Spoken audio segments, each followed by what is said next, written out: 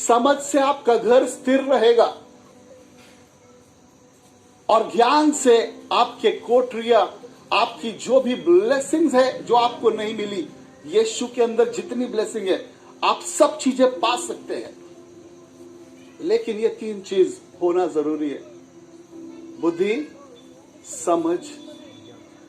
मुझे एक बात बहुत अच्छा लगता था, जब अम्रपाली और इनकी शादी हुई थी नीलेश की, दिन दिन और रात रात पूछते रहते थे कि भैया इसके बारे में बताओ, भैया इसके बारे में बताओ, ये सुनना है, वो सुनना है।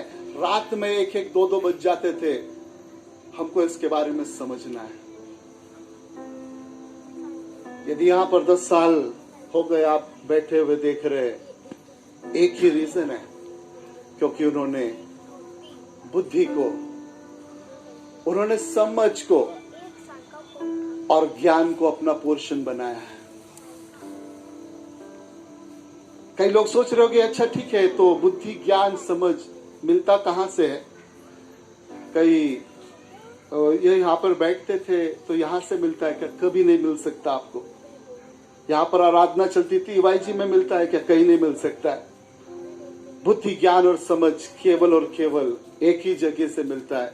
मैं चाहता हूं वो भी वर्ष पढ़े, नीति वचन उसका 2 अध्याय और उसका 6वां वचन, 6वां पद। नीति वचन उसका 2 अध्याय और 6वां पद।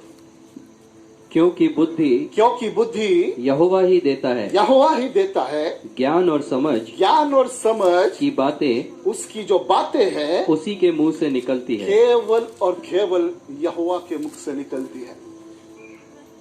केवल और केवल, कहीं और से नहीं निकलती। आपको लगेगा कि एक अच्छी कलीसिया में जाऊंगा तो बुद्धि, ज्ञान, समझ मुझे आ जाएगा, कभी नहीं आएगा।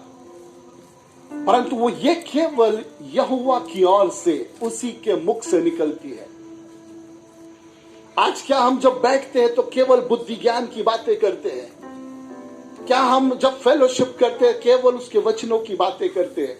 ब्लेसिंग्स और उसकी जो जितने आशीषें हैं परमेश्वर की, ऐसे ही नहीं आ जाती।